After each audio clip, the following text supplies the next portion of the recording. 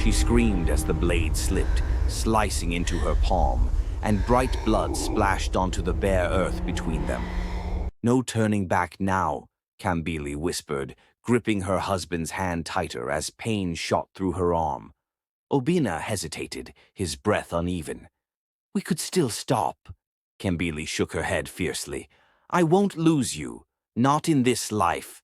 Not in the next." Their blood mingled in the soil, soaking into ground the elders had warned them never to touch after sunset. The forest around them went silent. Even the insects stopped singing. Somewhere in the darkness, a cat hissed. Kambili didn't hear it. She pressed her bleeding palm against Obinna's. "I swear with my blood, my love is yours forever." Obinna swallowed and nodded. "Forever." The wind died. The earth pulsed once beneath their feet, as though something deep below had taken a breath. And then a voice, soft, ancient and pleased, whispered Kambili's name. She flinched. "Did you hear that?" Obinna frowned. "Hear what?" Kambili forced a smile. "Nothing." She would remember that lie for the rest of her life. In the village of Umu-Okorie, everyone knew Kambili. Men slowed their steps when she passed. Women watched her with quiet envy. Children whispered her name like it carried magic. "She walks like a queen," they said. But beauty did not protect her from fear. When the elders heard she planned to seal her marriage with a blood oath, they came running. "You want to invite death into your home," old Mama Nena snapped. "Blood calls spirits. Blood remembers." Kambili lifted her chin. "My love is stronger than any spirit." Mama Nena stared at her for a long moment, then shook her head. "Love that shouts too loudly wakes things that should sleep." Obinna laughed nervously. "You frighten her for nothing." Mama Nena pointed a trembling finger at him. "If you die young, remember this night." They didn't listen. They never did. At first, married life was sweet. Obinna worked the fields. Kambili sang while cooking. Laughter filled their small home.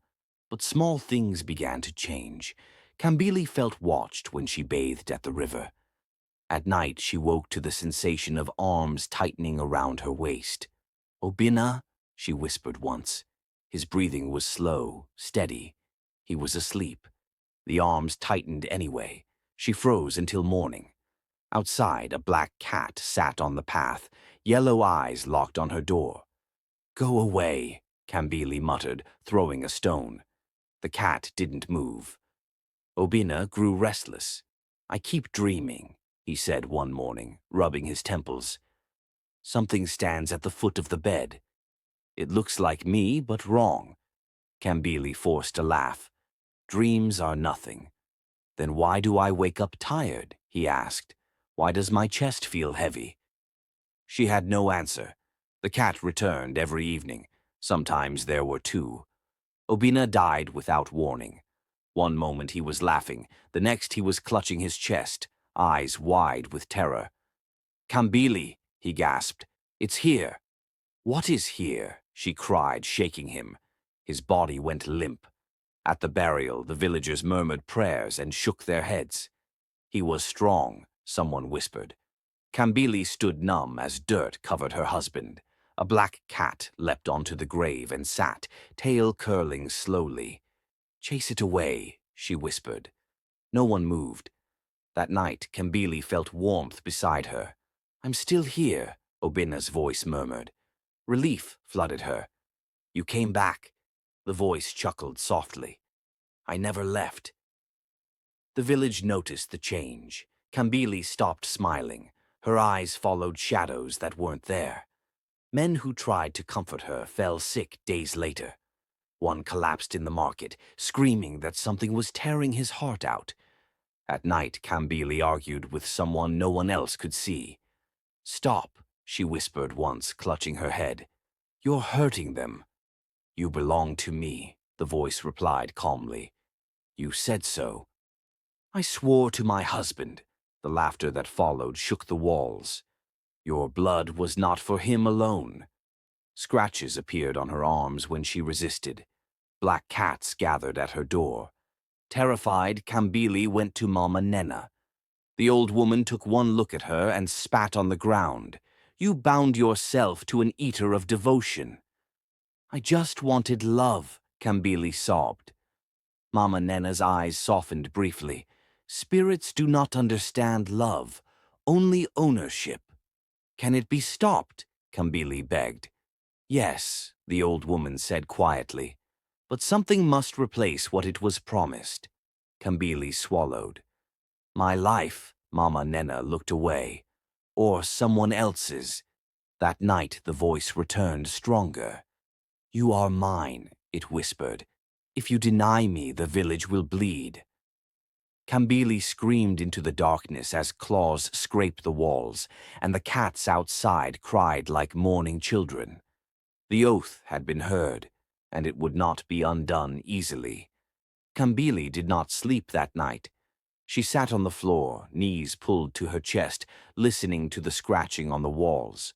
The sound moved slowly, deliberately, like fingers tracing her fear.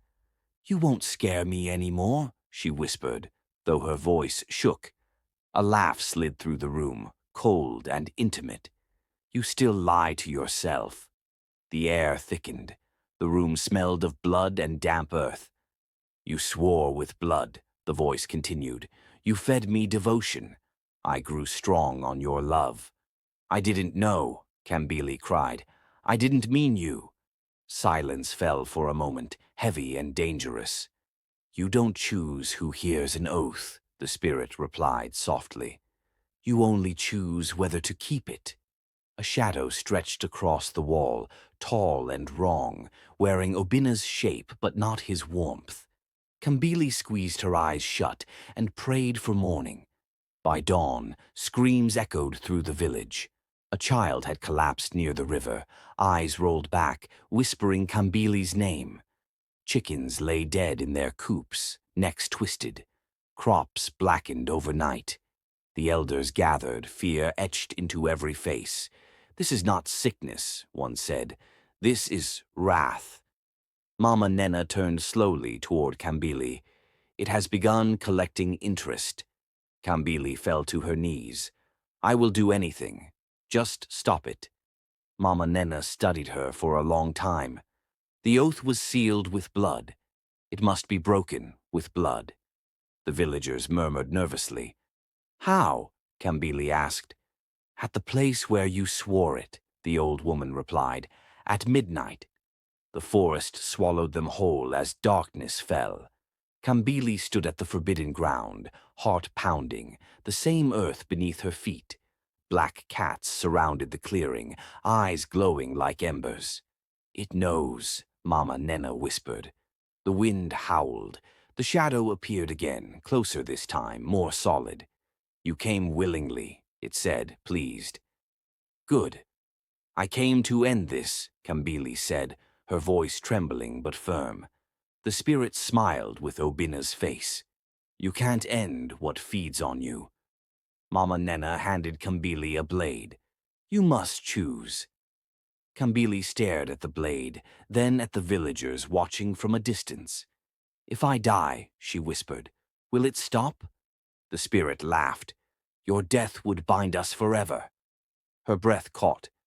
"Then what do you want?" "Obedience," it said. "Isolation. No other love." Kambili shook her head slowly. "No." The spirit's smile vanished. The ground cracked. Cats shrieked. The air screamed. The spirit lunged. Mama Nena shouted, "Now!" Kambili raised the blade and sliced her palm again, blood pouring freely onto the earth. "I take back what I gave," she cried. "I reclaim my devotion." The spirit howled, the sound tearing through the forest. "You cannot starve me," it roared. Kambili pressed her bleeding hand to the ground. "I was wrong to swear, but I choose to live unowned." The earth shook violently, trees bent, the cats scattered. The spirit clawed at her, leaving burning marks across her skin. Mama Nena began chanting, voice rising over the chaos. "Blood called you, blood releases you." The spirit screamed as the ground split open beneath it. "You will be empty," it hissed at Kambili. "Alone." Kambili screamed back through tears. "Better alone than possessed." With one final cry, the shadow was pulled screaming into the earth, leaving silence behind. The ground sealed itself. The forest breathed again. Kambili collapsed. When she woke, the sun was rising. The village stood quietly around her. Mama Nenna knelt beside her. "It is done." Kambili touched her chest. The crushing weight was gone. "What did it take?" she asked weakly. Mama Nenna's eyes darkened. "It fed on your devotion. You will never love as you once did." Kambili closed her eyes. "Then I am free." Life slowly returned to Umu-Okorie. Crops healed. Children laughed again. But Kambili changed. She spoke little. She never remarried. Men who approached her felt a chill and stayed away. At night she sometimes heard whispers, distant and bitter, but they never crossed her threshold. Once she saw a black cat watching from the road. It blinked, then walked away. Years later, Kambili sat alone beneath the stars. She pressed her palm against the scar where the oath had been cut. Love had almost destroyed her, but it had not claimed her soul. And if this story sent chills down your spine, now is the perfect time to like this video, subscribe to the channel, and comment below. Tell us, would you ever swear love with blood? Because some promises are heard by things that never let go, and they are always listening, always waiting. End.